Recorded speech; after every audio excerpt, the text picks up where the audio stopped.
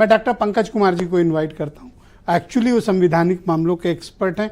हम लोग तो जनरलिस्टिक बातें करते हैं और पॉलिटिकल पार्टी अपने लिए बात करती, तो आज हमने उनको विशेष अनुरोध पर आमंत्रित किया है। प्रोफेसर साहब, स्वागत और धन्यवाद। और इसके लिए भी धन्यवाद कि आपने पॉलिटिकल पार्टीज के इतने स्टेटमेंट भी इन लोगों के सुने।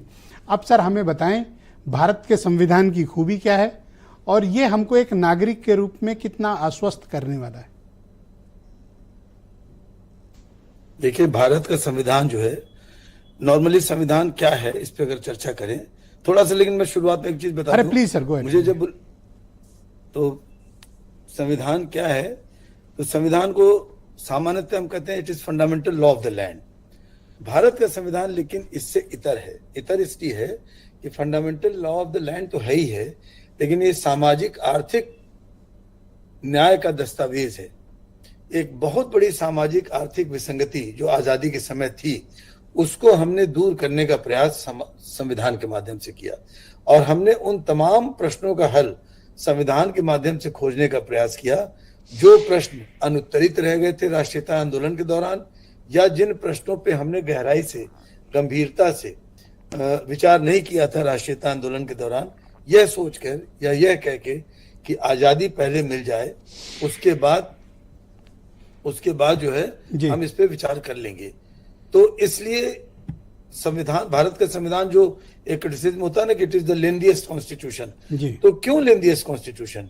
हमने जो सबसे विस्तृत इसलिए बना क्योंकि तब तक भारतीय संविधान सभा जो थी, जो गठित हुई, उस संविधान सभा में जितने लीगल एक्सपर्ट्स, जितने लीगल ल्यूमिनरीज और जितने लीगल स्टालवर्ट्स थे, शायद दुनिया के किसी एक देश में एक छत के नीचे वो नहीं बैठे होंगे जितने संविधान सभा की बैठकों में एक साथ बैठे।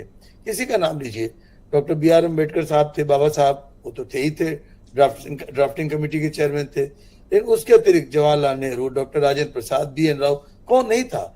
मतलब एक से एक, आप जिसका के मुंशी साहब थे, जो think anybody and he is there. तो भारतीय संविधान की विशेषताओं में मैं बता दूं कि पहली चीज कि सिर्फ fundamental law of the land नहीं है, ये fundamental law of the land के साथ साथ हमको सोशियो इकोनॉमिक जस्टिस इंश्योर करता है। अभी किसी ने कहा राइट टू इक्वालिटी की बात, राइट टू इक्वालिटी में भी देखिए, इंग्लैंड में राइट टू इक्वालिटी है। हमने सिर्फ इंग्लैंड का नहीं लिया राइट टू इक्वालिटी, हमने राइट टू इक्वालिटी भी ली, मतलब इक्वालिटी बिफोर लॉ भी लिया और इक्वल प्रोटेक्शन ऑफ लॉ भी लिया। हमने ये भी कहा कि एक तो सब कानून के समक्ष राजा और रंक बराबर होंगे, और उसी के साथ साथ जो हमने इक्वल प्रोटेक्शन ऑफ लॉ की बात की, तो उससे एक स्टेप और आगे बढ़ गए। हम लोगों ने कहा कि समान व्यक्तियों के साथ समान परिस्थितियों में समान व्यवहार होगा, likes will be treated alike and this is called equal protection of law. कानून का समान संरक्षण, इन दोनों में बड़ा मतलब फाइन डिफरेंस है, कानून के समक्ष समानता और कानून का समान संरक्षण।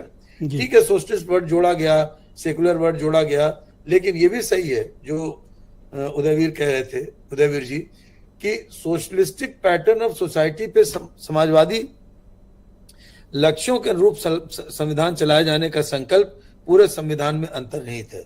आप चाहे फंडामेंटल राइट्स देखिए, प्रस्तावना देखिए, directive principles of state policy देखिए, आरक्षण के प्रावधान देखिए, special status to hill states देखिए, तमाम जगहों पे आपको ये दिखेगा कि भारतीय संविधान कहीं ना कहीं एक विचारधारा के लोग प्रोफेसर साहब ये प्रश्न उठाते हैं, अभी अनिला जी भी बोल रही थी और वैसे भी तमाम जगहों पर पढ़ने और देखने को मिलता है कि सोशलिस्ट और सेक्युलर ये दो बाद में ऐड ऑन किए गए, जो उस वक्त नहीं किए जा सकते। वो तो सबको पता है, वो नहीं किए जा सकते थे, ऐसा था क्या? 42वें संविधान संशोधन के माध्यम से जोड़े गए, ये सबको पता है। और प्रस्तावना अमेंडेबल है, इसको सुप्रीम कोर्ट ने इस पे मुहर लगाई थी कि प्रस्तावना में भी संशोधन हो सकता है, ऐसा नहीं है कि नहीं हो सकता। ठीक है, तो उस पे वो तो लीगल क्वेश्चन उस पे उठाना बेकार है, मतलब वो बेमानी है।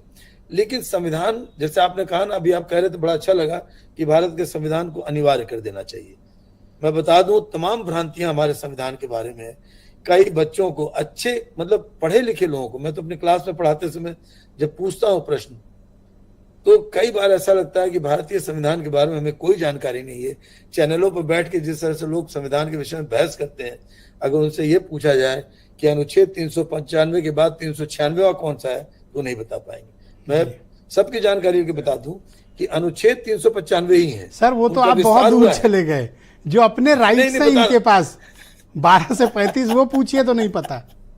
मैं इसलिए इस हक में हूं कि इसको स्प्रेड किया जाना चाहिए और शिक्षा में इसको अनिवार्य कर दिया बिल्कुल आपने कहा कि जैसे सबका मानना है संविधान तो सबके लिए जरूरी है, हम आप बोल रहे हैं तो इस संविधान के अंतर्गत ही तो बोल रहे हैं। बिल्कुल सर। लेकिन राइट्स के साथ साथ ड्यूटीज भी आती हैं। करेक्ट। ये सही है कि संविधान में हम राइट्स तो खोजते हैं लेकिन अपनी ड्यूटीज भूल जाते हैं।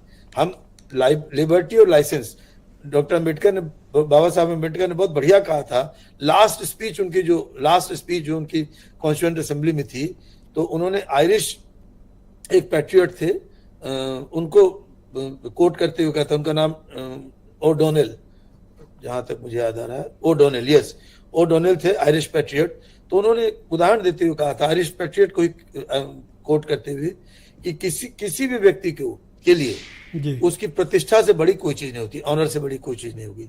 किसी भी महिला के लिए उसकी चेस्टिटी से, उसकी मतलब जो क्या कहेंगे उसको, इंग्लिश हिंदी वर्ड नहीं सुन, उसकी चेस्टिटी से बढ़ के कोई चीज नहीं हो सकती। उसी तरह से किसी राष्ट्र के लिए उसकी लिबर्टी से बढ़ के और कोई चीज नहीं हो सकती। और इसी लिबर्टी से जुड़ी बात बता दूं कि भारत के संविधान, जैसा आपने कहा कि संयुक्त राज्य अमेरिका के संविधान से हमने ग्रहण किया, तो संयुक्त राज्य अमेरिका के संविधान जब बना तो उसमें फंडामेंटल राइट्स कहीं नहीं थे। वो फर्स्ट 10 अमेंडमेंट से आए जी। वो पहले जो 10 अमेंडमेंट्स हुए फंडामेंटल राइट्स के, उससे आया फंडामेंटल राइट्स। और हमारे कॉन्स्टिट्यूशन में ओरिजिनली मौजूद है फंडामेंटल राइट्स। ये भी ध्यान देने योग्य बात है।